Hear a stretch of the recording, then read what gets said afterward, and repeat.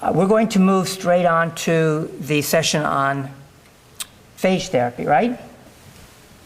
And for that, I'm going to introduce Elizabeth Kutter, who is the session co-chair and is professor of biophysics at the Evergreen State College in Olympia, Washington. She's also visiting scientist at the University of California in San Francisco and at the USSR U.S. Academy of Sciences program in Moscow. And Pushino and Tbilisi.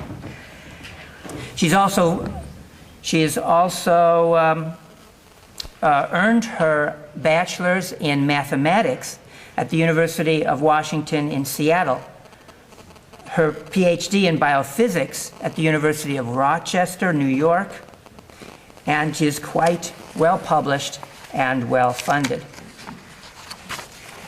I think occasionally funded. Occasionally funded. So with that, I don't want to take away any more of your time. Please.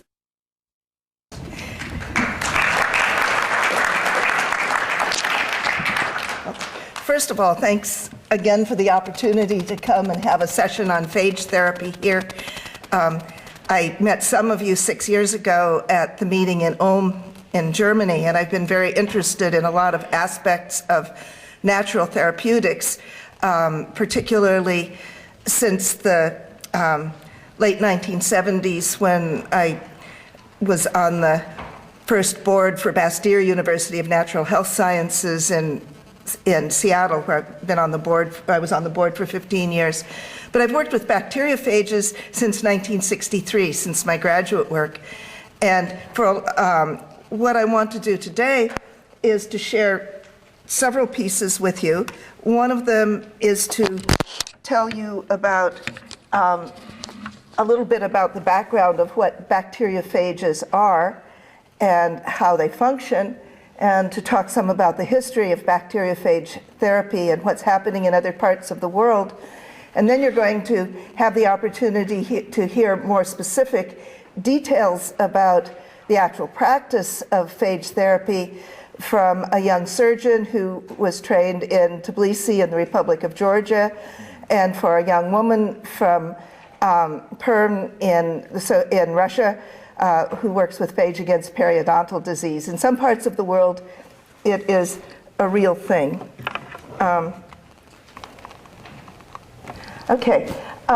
First of all, phages are viruses that infect bacteria, and they're very high in their specificity of how they infect the bacteria.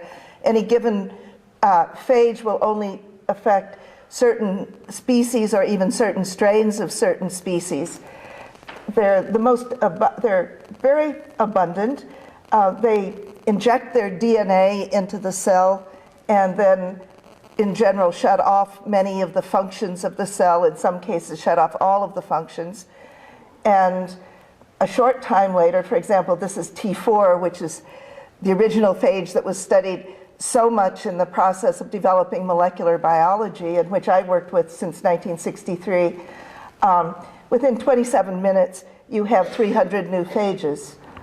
They're ancient and ubiquitous. They're clearly exist from the time of the first development of biological systems, and they're the most abundant living entities on Earth. There are about 10 to the 31st phages on Earth, about 10 times the number of bacteria. And they have a lot to do with maintaining microbial balance in every ecosystem.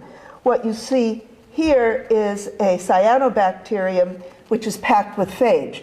At any given time, there's a substantial fraction of the bacteria in the oceans that are filled with phage, and there are tens of thousands of different kinds of bacteria, at least in the oceans, and many phage for each one.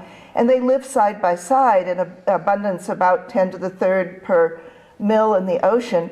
But then when one group of bacteria starts to way overgrow because of some imbalance in nutrients or something, what happens is that then the phage can find their bacteria efficiently enough to reproduce rapidly rather than just keep in balance and bring them back down to equilibrium. What you're all probably more familiar with is the idea of red tides, which are the similar phenomena with algae. When you find a bay of the ocean that suddenly turns red and you can't eat the oysters and things from the sudden growth of a particular kind of algae because certain nutrients became available, 2 or 3 weeks later, it clears itself up. And what's going on there is that the algal viruses then find the algae. Now they can replicate very rapidly. And I'm talking about this fairly specifically because there's a lot of indication that this is one of the things that helps also control infectious disease in human beings, that phage are a natural part of the maintenance of health in every aspect of our ecosystems, not just in the oceans. Now, in some parts of the world, the antibacterial power of phages has been harnessed for over 70 years, and we'll talk a little bit about the details of how that worked. Now, as antibiotic resistance problems are growing so severely, it makes a great deal of sense to figure out the potential of phage applications, and now we have modern tools that will help us much more to be able to move ahead more efficaciously with phages and carry out controlled studies. And I'll talk a little bit about what's happening. Now, phage were first discovered independently by Frederick Twort in 1915 and then by Felix de Herelle, who really exploited them in 1917. And he isolated them from French soldiers at the Pasteur Institute who were recovering from dysentery. And what he saw was when he spread the bacteria on a Petri plate, he would see what appeared to be sudden holes in the middle of that lawn of bacteria. And if he scraped a little bit of material from those holes and added it to a flask of bacteria, here he was talking about Shigella dysenteria, what he'd find is that the culture would clear in a fairly short period of time. And if he took a few drops of that culture and added it to a fresh culture, it would clear. And then he could do that repeatedly. But also, if he diluted it and added a little bit to a Petri plate, what he'd see was these same sort of round circles of clearing, which made him believe that rather than being an enzyme or something like that, like many people claimed, that this was actually a new kind of virus, and a virus that was specific for bacteria. It clearly could replicate, and it clearly was definitely doing it in a finite spot. By 1919, he used phage to treat an avian typhosis outbreak, and as you can see, in a situation where most of the chickens were dying within 30 days, the phage-treated chickens all survived. And he went on soon after that and treated several children at the hospital there in Paris, children who were very seriously ill with dysentery and near death.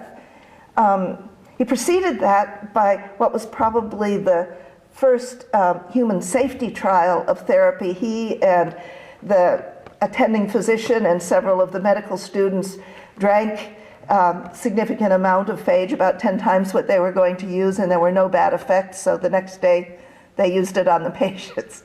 Now, he was not the first one to publish on it. He decided that what he really needed to do was to go back and thoroughly study what was going on, and he wrote several large volumes that are amazingly modern in terms of discussing what's happening with phage. They became his lifelong passion.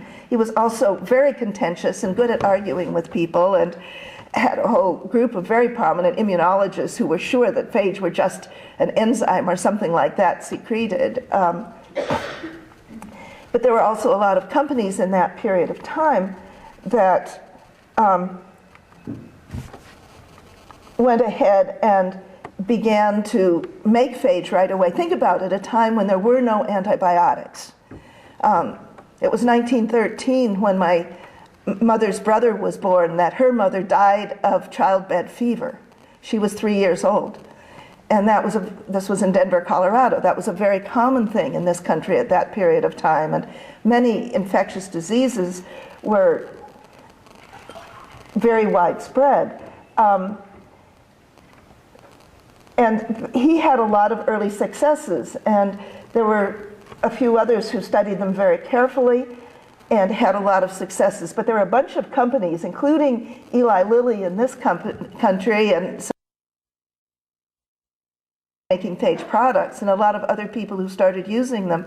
But people didn't know very much about phage, and they didn't know very much about bacteria. In fact, it wasn't, in terms of the phage, it wasn't until the 1940s that electron microscopes were developed, and you could actually see what a phage looked like, these beautiful structures. There are a few of them on posters at the back, which we'll get later. So in the 1930s, one of the things that happened was that the AMA held over a year-long series of hearings at the Council on Pharmacy and Chemistry, and they saw that there were cases that seemed to be quite miraculous, and there were many other cases where they clearly didn't work. And in fact, Harel himself during that period tested 20 things from the stores from various companies and found not one of them had significant amount of phage activity, unfortunately. So at that time, they concluded that except for staphylococci and other purulent infection, the data on phage therapy is too varied to say the practice is effective. Now, they didn't say it couldn't work, but that's been interpreted by much of the medical field and scientific field in this country as to say that it had been proven not to work. So there were the basic questions about just what was doing it. Was other components of the cocktail or what was working? I can't go into a lot of detail, but there are just a couple of stories that I want to tell you about a little bit about that period of time in the 1940s in the United States when, unfortunately, we lost phage therapy because antibiotics developed and they had such an absolutely magic promise. And also Max Delbruck, who was a biophysicist, decided that phage were the key to the secret of life, and he convinced all the American phage scientists to stop working with dozens and hundreds of different phages, everyone selecting them against their own bacteria.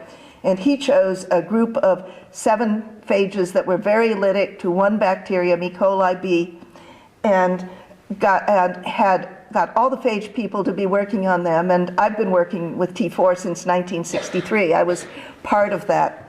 And I had no idea that any of the medical work had gone on until 1990, basically, even though I worked with it all that time.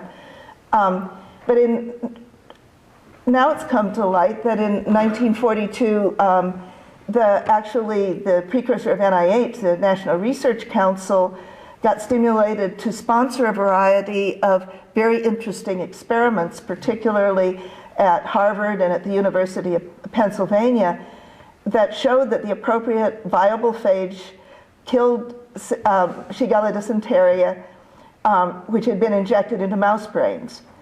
And I'm going to go through the details of that experiment because I think it helps understand what's going on.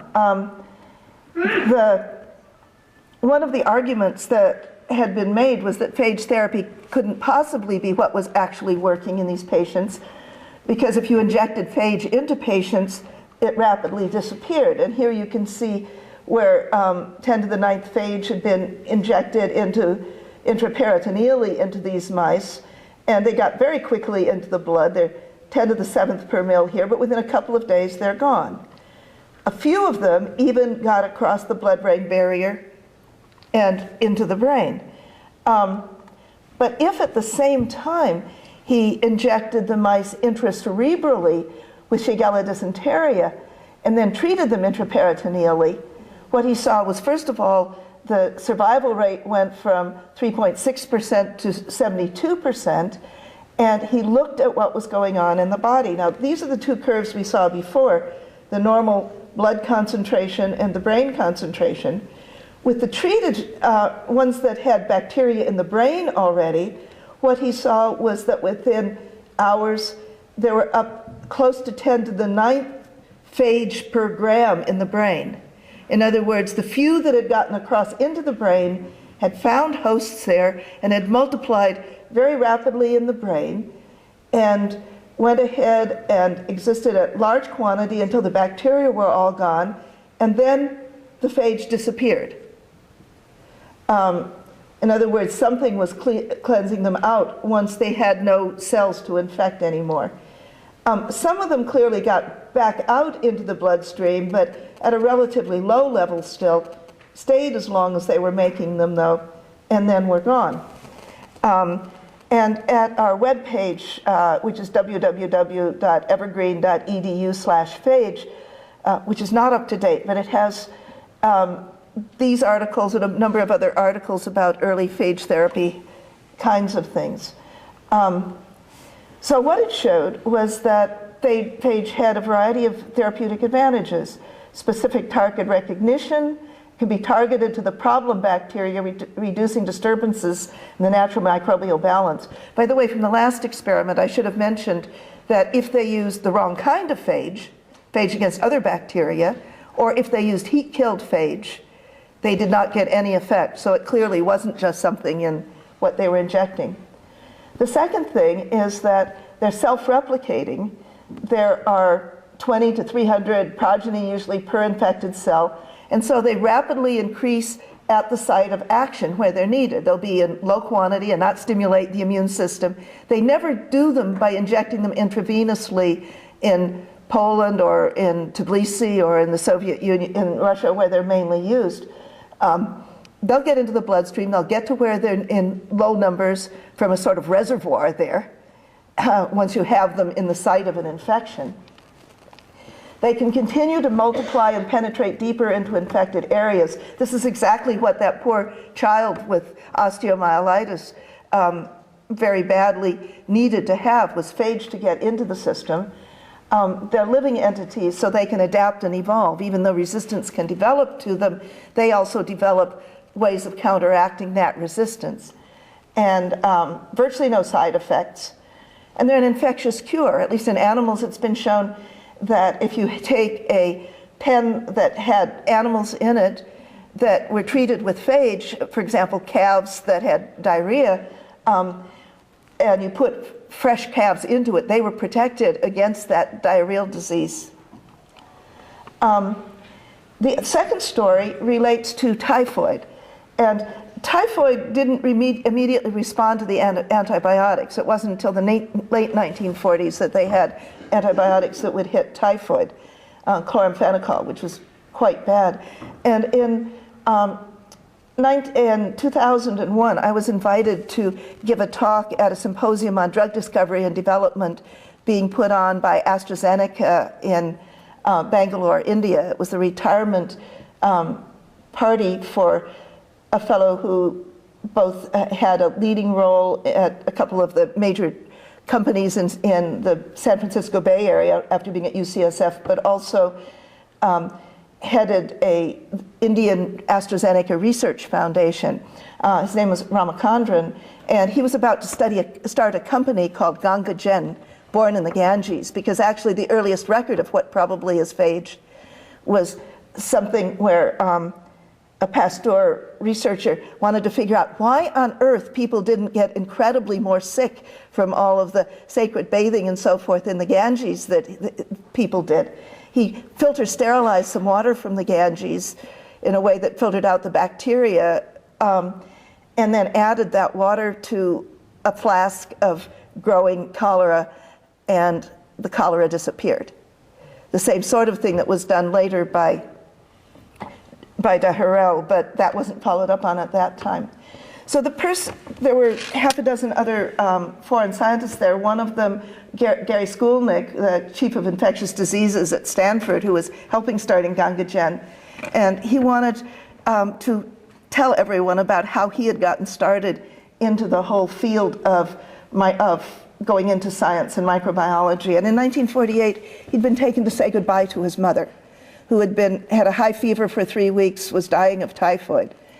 And then his father, who was a microbiologist at the University of Washington, read an article in the Journal of Bacteriology about a Los Angeles scientist who was working with phage against the bacteria that cause dysentery, the bacteria that cause typhoid, Salmonella typhi.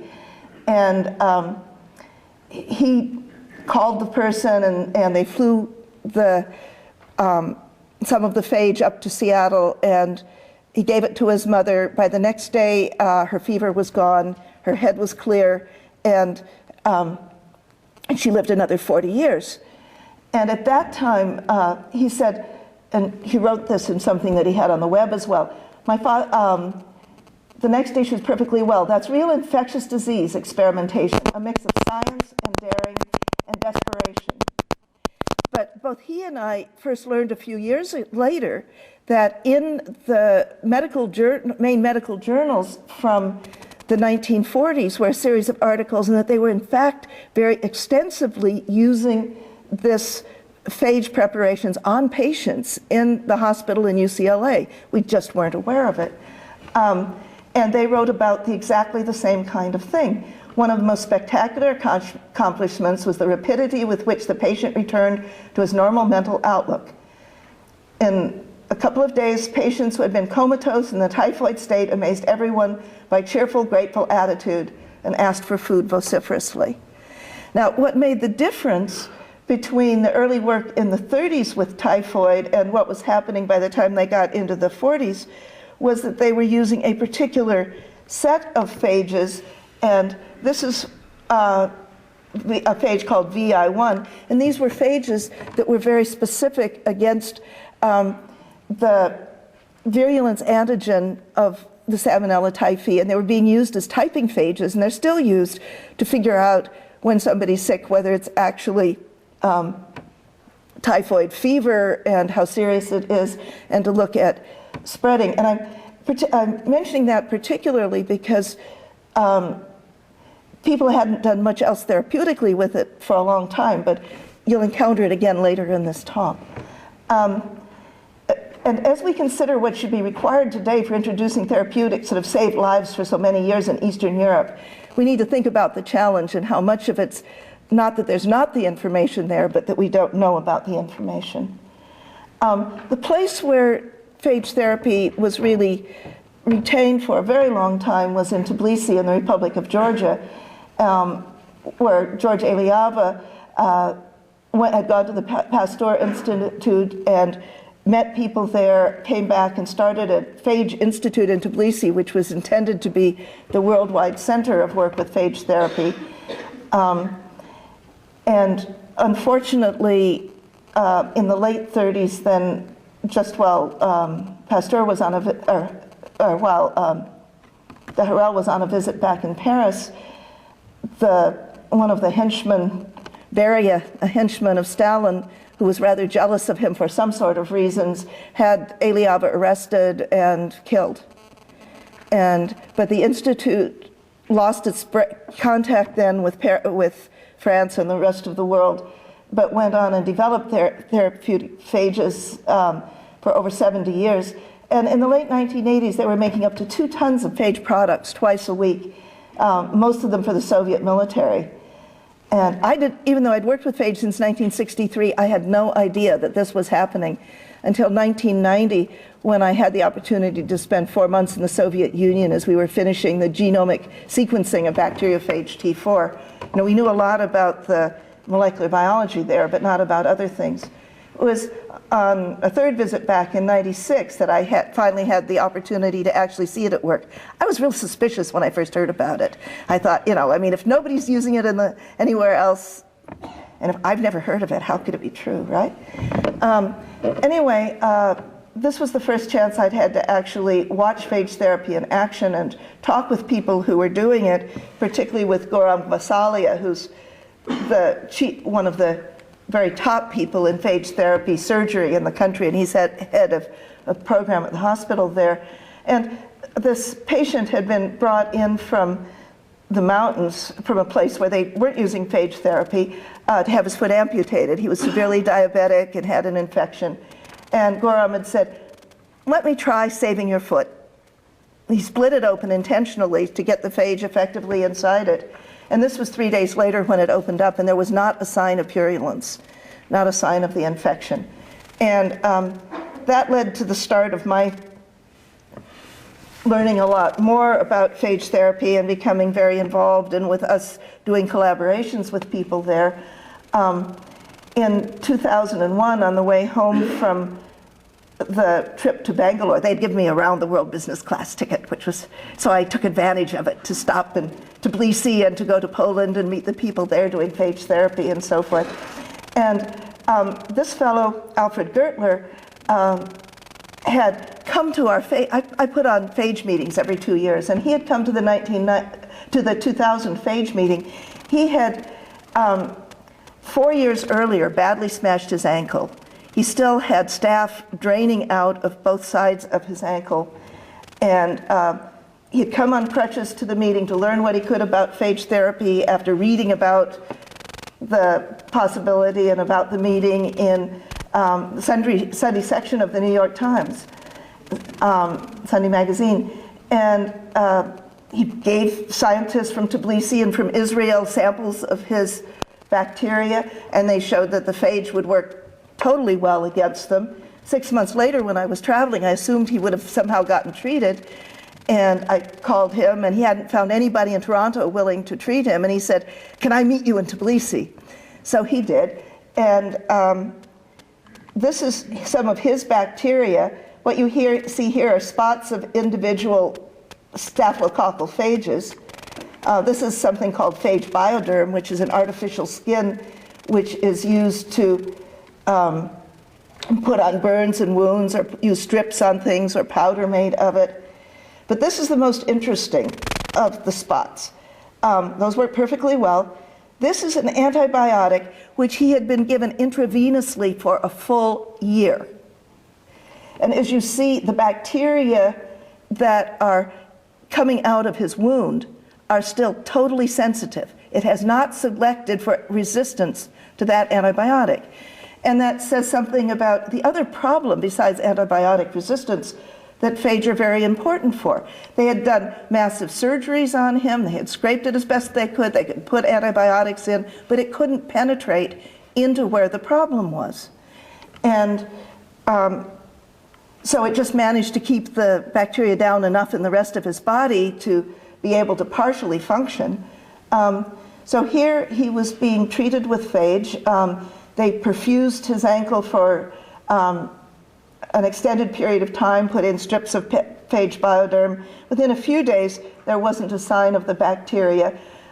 They used other things. It's not just a panacea. You need to use good surgical procedure, or at least here they were using enzymes, hyaluronidase, and electrical stimulation. They didn't need to go in and do surgery for him or debridement. That wasn't the problem. And some treatment was continued by taking some home. He had a couple of flare-ups when he really pushed really hard, and they were eliminated very quickly. Probably what had happened was that there was, like in the oceans, there were still a few of the bacteria buried very deep in the wound, and as long as there were a few bacteria, there were a few phage still there. And so when things happened that stimulated the bacteria enough to grow further, the phage were there to help out. Aren't they cool? Anyway, they had said at the time in '91 that unless he had his foot amputated, he would be dead within a year. And I last saw him in 2007 and still talk regularly to him. And as you see, he did eventually have surgery to have the bones fused so that he didn't have that constant rubbing that was making it recur. But you'll hear more about surgical treatments from Lasha Gogokia, our young surgeon here. But they're also used in Tbilisi for all sorts of other things. They're used, for example, to treat kids with tonsillitis. Instead of cutting out the tonsils, they inject phage into the tonsils in some of the clinics, at least there. They're, of course, used for diarrheal problems, as I've wound up using them myself on several of my visits. And, for example, this was a woman who'd had severe bursitis for a couple of years, and they couldn't figure out what was wrong, and all the treatments hadn't worked. And Dr. Kazarian, who believed strongly in phage, when she first came to that clinic, actually then checked the fluid, withdrew some fluid and checked and found it was actually a staph infection that was causing it. Took a lot of it out, put phage in, and she hadn't been able to walk for a couple of years, and this was just the second time she'd been there, and she was walking in and out. So many kinds of things. In Poland, they've used them for a lot of kinds of things, and there it's more one institute that's an immunology institute that had done phage work, and local physicians brought people in who hadn't reacted to any kind of antibiotics. And there are a whole series of papers. If you're interested, I can tell you more. And these are not double-blind experiments, but these are cases. This was 1,307 consecutive cases of all the people who had been brought to them, and talking about, with the different kinds of cases, the sorts of results they saw.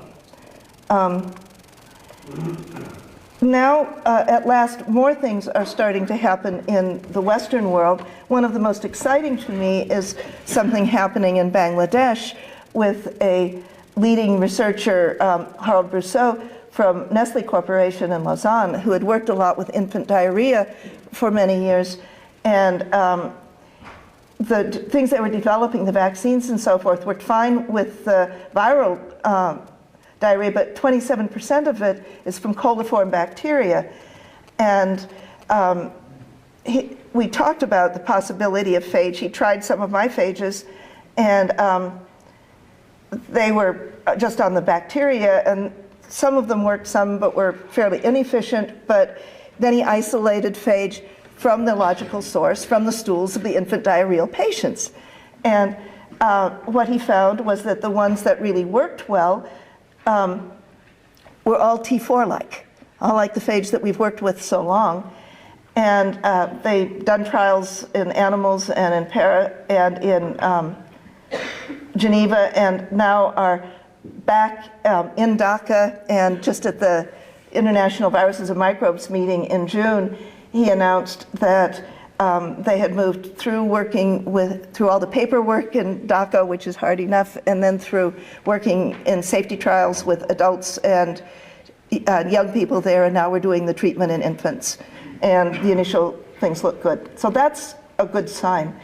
I want to make a couple of points about some of the special things you need to pay attention to with phage therapy. First of all, what hosts, you only find the phages that can infect the specific host you use to isolate them. So there are enormous numbers of phage, but you can, if you add a small amount of bacteria of the kind you want to a source like sewage or macerate of feces from a child, you can grow up a lot of phage that are any ones that are in that first soup in very low quantity that will only target those bacteria. And when he used an EPEC strain of E. coli that causes a lot of kinds of diarrhea worldwide, he isolated some phage. They were a particular kind called cyphoviruses, various strains of that. Some of them were temperate, they're called. And, but none of those hit the actual strains from those kids, even though in most cases. Whereas when he used a common lab strain of E. coli, in this case K12, which doesn't have a lot of those, I'll talk a minute about that, he found just these T4-like phages that worked so well. What the phage are seeing are something on the outside surface of the bacterial cell, and this is the lipopolysaccharide component, so in E. coli 0157, this is the 0157 antigen. So all the pathogenic strains have their own patterns of these kinds of things that protect them from the immune system.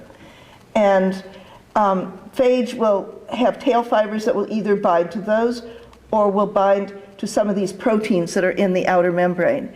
And the really good phages often will have multiple different things that they can see within a stretch of a few hundred amino acids. That's the adhesin region. For example, T4 on E. coli B sees a specific pattern of sugars that on the lipopolysaccharide that's unique to B, not present in K12.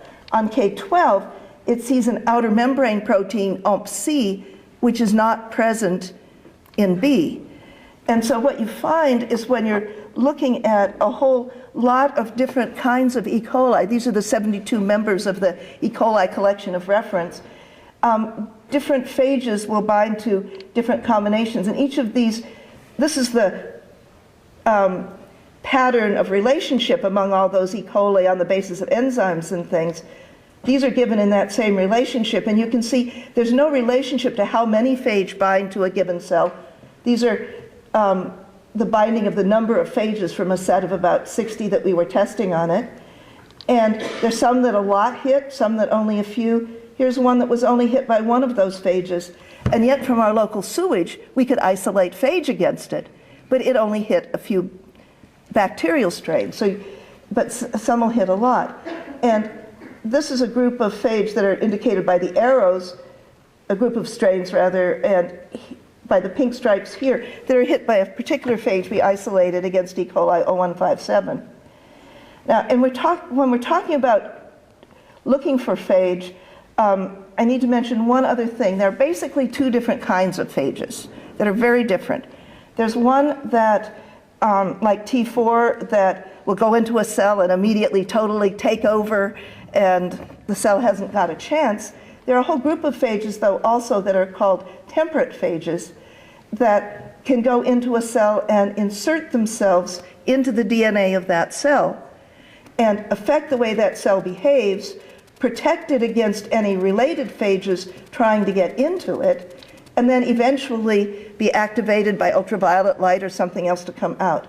You do not want to use temperate phages for phage therapy for a whole bunch of reasons that I won't try to go into here. But so there are things we've checked out, for example, to see what happens when multiple different phages go into the same cell at the same time. And in this case, what's happening is a phage that grows very efficiently, a T4-like phage, is actually blocking synthesis of largely of another phage. And if you look early on, you have 100 times as many of this phage as this one.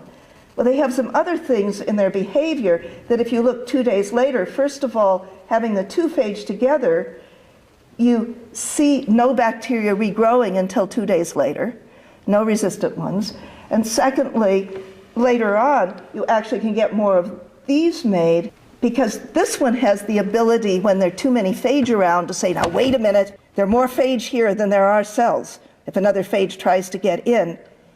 And so it's better for me to hang on to this place where I can make a few more phage than to get released out. So instead of lysing in half an hour, it goes for 6 or 7 hours, which is a very good strategy if there are more phage than bacteria, and a very bad strategy if there are more bacteria than phage, right? So it gets behind then.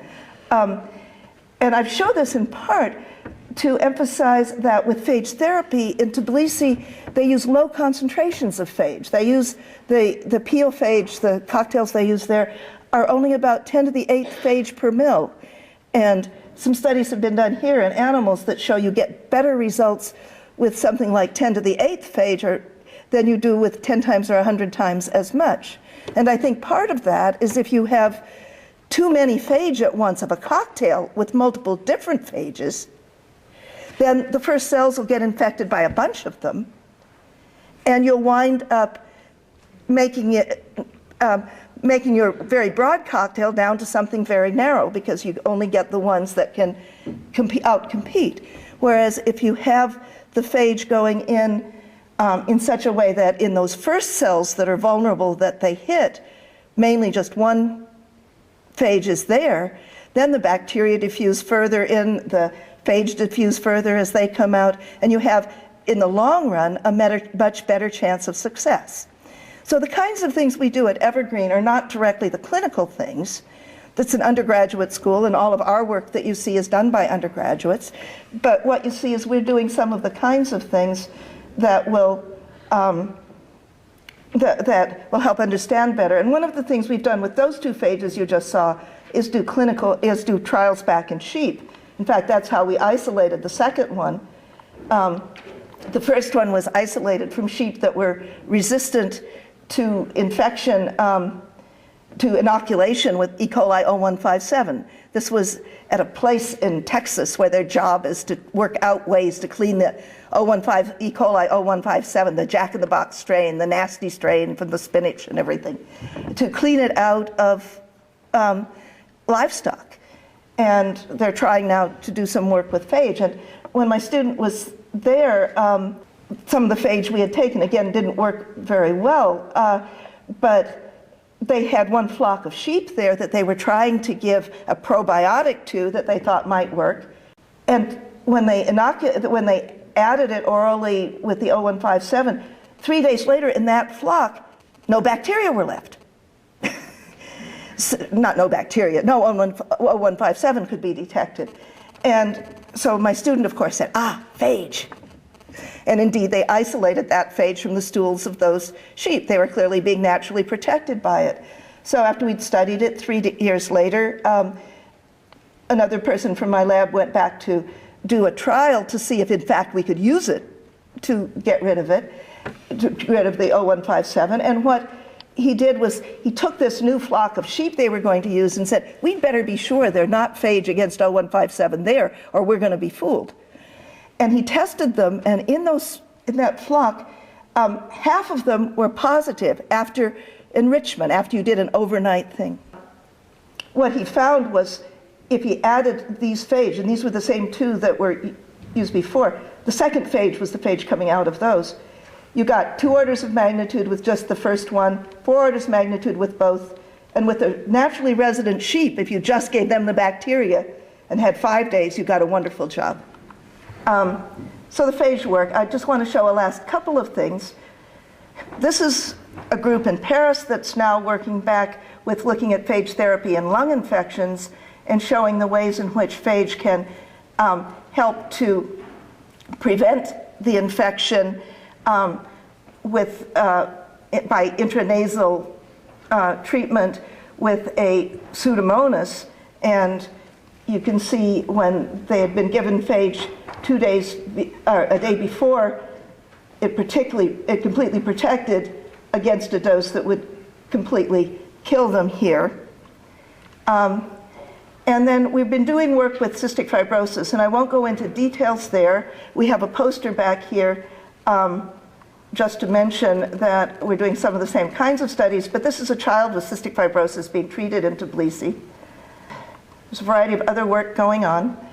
And let me end simply by encourage you to talk with my student at the poster, but also say my main reason for getting into this therapeutic work since 1990 is I don't want my grandkids to live in a world without good antimicrobials.